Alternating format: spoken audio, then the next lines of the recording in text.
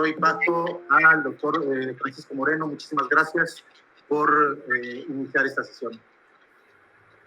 Gracias, Alexis, y es un placer para mí estar con ustedes. Es un programa, el de Cardias, que admiro mucho. Yo, siendo parte del hospital, a veces lo conozco y además siempre lo he admirado. Entonces, les agradezco que me hayan invitado a participar en este webinar. Lo que les voy a presentar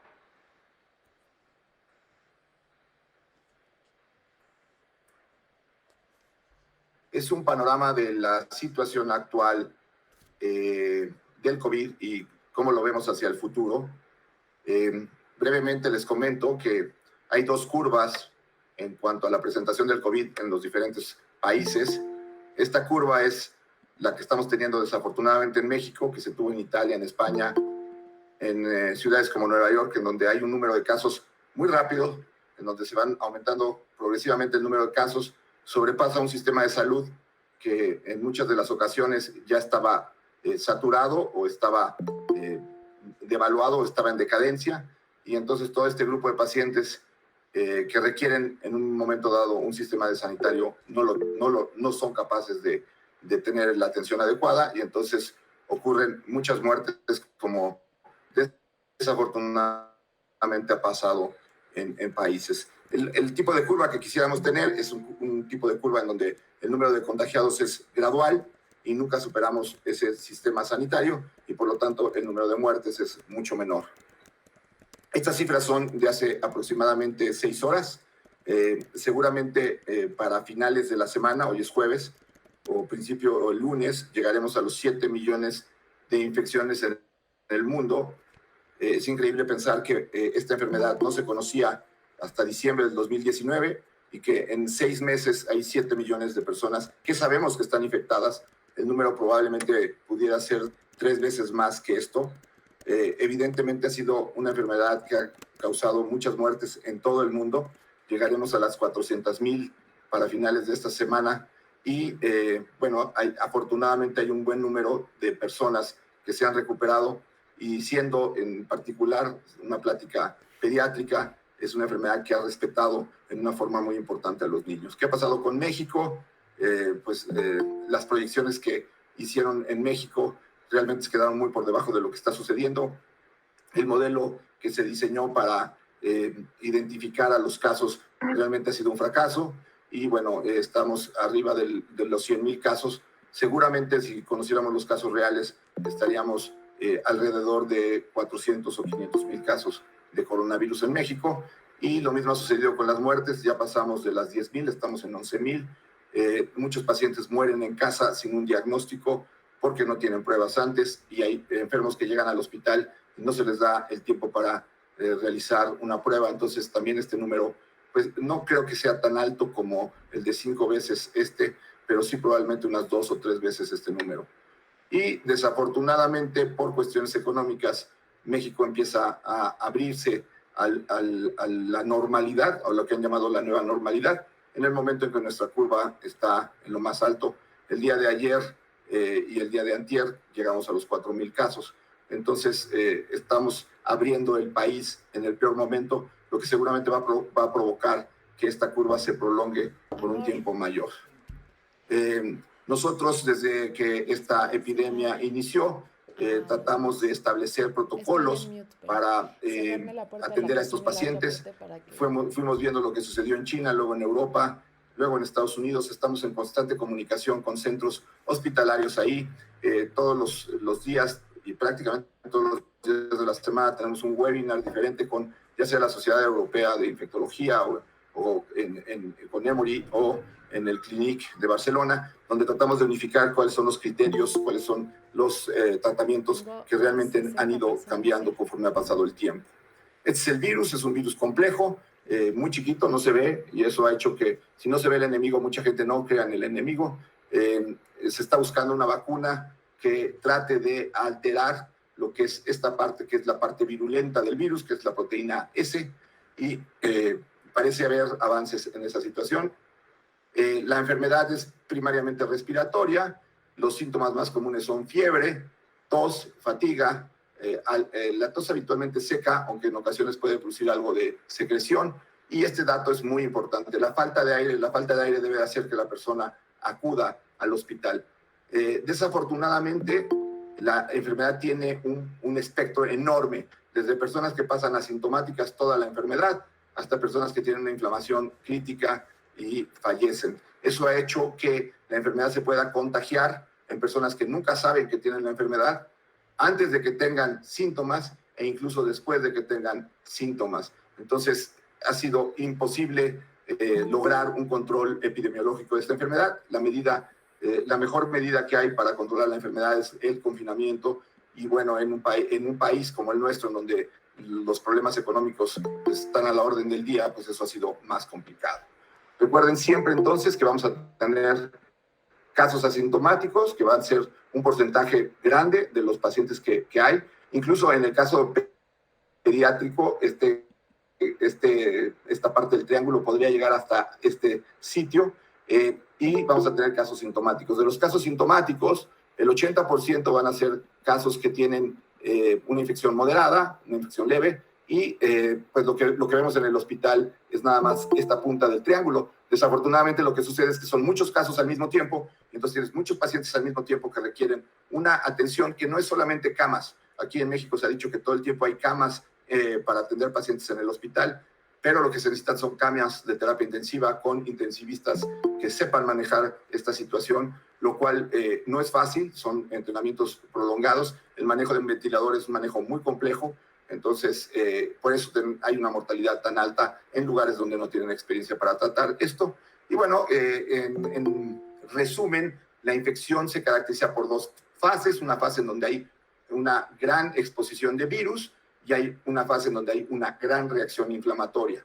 Y esto complica mucho el tratamiento, porque tienes que entender en qué parte está tu paciente, en qué parte está cursando, para saber qué medicamento y qué tratamiento le debes de dar.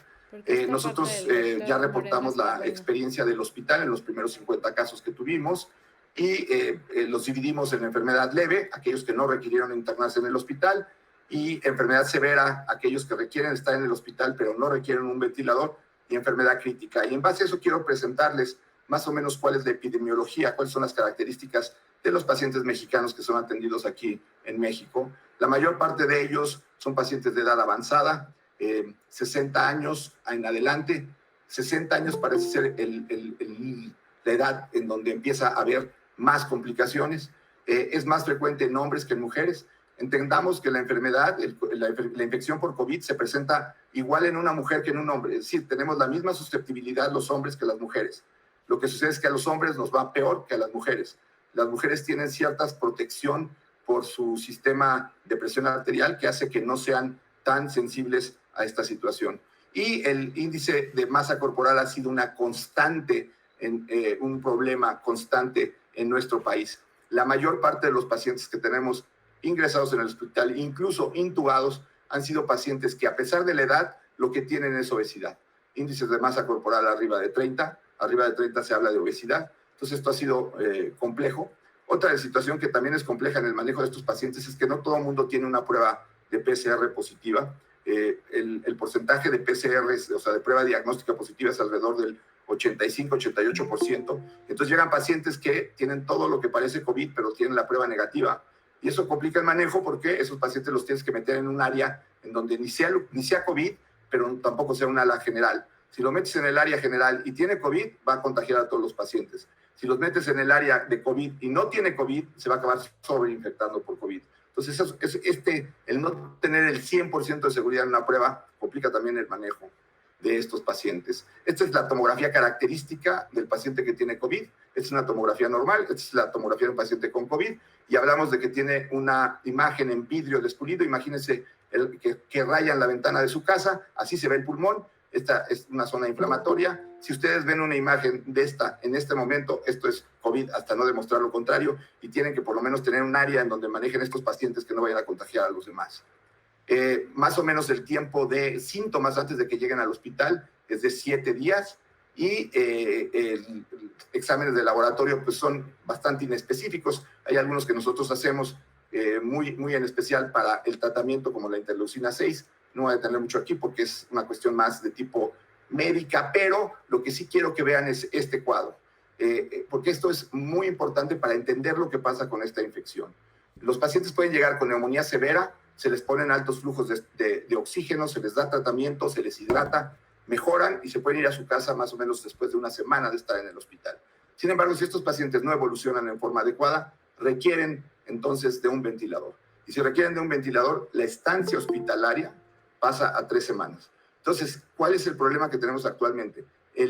Las camas se saturan de pacientes que tienen una enfermedad crítica, que requieren intubación, que ocupan ventiladores. Yo tengo que tener en el hospital ventiladores disponibles para atender a estos pacientes por si se llegan a deteriorar. Y entonces no puedo, aunque tenga muchas camas, si no tengo ventiladores disponibles, no puedo admitir pacientes. Y el paciente que intubo se va a estar 3 semanas. Entonces, la mayor parte de los esfuerzos que estamos teniendo es tratar estos pacientes para que no evolucionen acá. ¿Cuál es uno de los problemas que tenemos? Que el 40% de los pacientes llegan y ya están en esta fase. Ya no te dan la oportunidad de tratarlos en esta fase. ¿Por qué? A los pacientes les da miedo llegar al hospital, porque les da miedo que los tengan que internar, les da miedo que no vayan a tener COVID y ahí lo vayan a adquirir. Es decir, una serie de cosas que pues ustedes saben y lo oyen todos los días.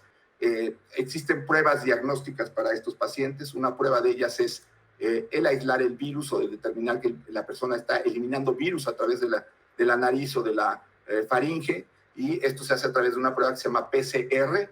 Es una prueba que hacen en ciertos laboratorios, no es rápida, no hay pruebas rápidas de PCR, y entonces hay que ir, se toma una muestra de la nariz o de la boca, de la faringe, y ahí vamos a encontrar el virus. Importante los siguientes datos. Si yo me pongo en contacto con una persona que tiene COVID, no puedo hacerme la prueba inmediatamente, tiene que el virus pasar un tiempo para que se empiece a manifestar en el cuerpo. Entonces, si tienes un contacto con una persona de COVID, no te hagas una prueba antes de 3 días, porque lo más seguro es que sea negativa, y sea negativa no porque no tengas COVID, sino porque apenas estás eliminando una cantidad de virus que se pueda detectar por la prueba. Y este virus lo vas a seguir eliminando en la mayor parte de los casos 14 días, pero desafortunadamente hay pacientes que tardan 21 días en eliminarlo. Y muchos de estos pacientes ya pueden estar sin síntomas y seguir eliminando el virus. Por eso es tan difícil de lograr el control de la enfermedad. Y el virus produce en nuestro cuerpo que desarrollemos 2 anticuerpos.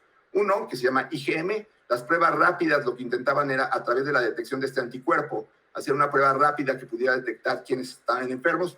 La verdad es que la sensibilidad de esas pruebas es de menos del 60%, entonces no se recomienda hacer pruebas rápidas para detectar si alguien está enfermo. Y esta prueba que es importante porque es la prueba que determina el anticuerpo que va a durar durante un largo periodo, esperemos que muy largo periodo, no sabemos cuánto tiempo, pero es un anticuerpo que nos protege de tener una nueva infección o de tener una reinfección. Es decir, si nosotros desarrollamos este anticuerpo, vamos a estar protegidos para que nos dé COVID 2 veces. ¿Cuánto tiempo va a durar? No lo sabemos. ¿Qué tan intenso es? No lo sabemos. Si lo comparamos con lo que ha pasado con virus similares al SARS-CoV-2, el SARS-1 y el MERS, pues personas duraron con anticuerpos por un espacio de hasta 2 años. Entonces esperemos que esta enfermedad produzca una inmunidad que al menos mantenga por 1 año y durante ese año se logre desarrollar una vacuna que sería la mejor manera de acabar con esta infección, porque la manera de acabar con esta infección es esta. Aquí es una población en donde los moraditos son gente susceptible a tener infección, los rojos son personas que están contagiadas, y esto es lo que sucede cuando sale la población y se expone a gente que está con la infección. Todos se contagian y hay una diseminación muy rápida de la enfermedad. Después de tiempo quedan gente inmune, gente que ya desarrolló anticuerpos, y mientras más amarillos hay, menos diseminación del virus hay. Esto es lo que mucha gente ha llamado inmunidad en manada. Para lograr esta situación, pues se requiere de aproximadamente unos 75% de la población que sea totalmente inmune. Y bueno, eso lleva tiempo, estamos lejos. Por decirles algo, Nueva York estima que es el 30% después de el gran número de contagios que hubo. Entonces es difícil llegar a controlar esto a través de inmunidad únicamente. Tendría que pasar varios meses para que se lograra el 75%, y lo ideal es que se logre a través de una vacuna. ¿Por qué si me voy a contagiar, eventualmente no voy de una vez y me contagio? porque ahorita es el peor momento, porque los hospitales están saturados, porque mientras más tiempo te esperas, va a haber mejores tratamientos. Mientras más tiempo te esperas, a lo mejor ya hay algo que pueda evitar que tengas que pasar por esta enfermedad que es tan complicada. Entonces, que aquí paro mi plática y les cedo la palabra a los siguientes ponentes.